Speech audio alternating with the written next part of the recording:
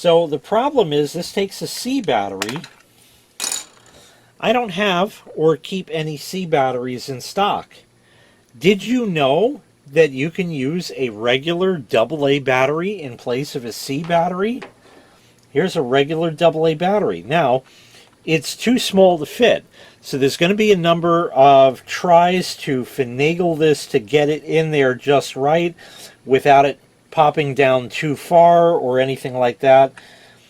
We'll give it a shot here.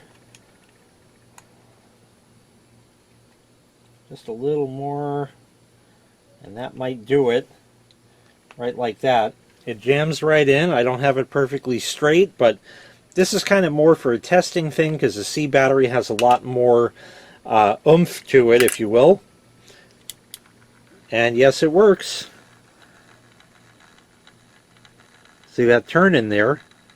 So perfect. That's all you need.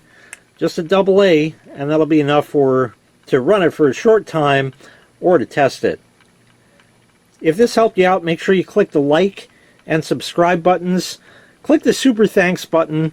I just saved you a bundle on C batteries, and I really appreciate it. Take care.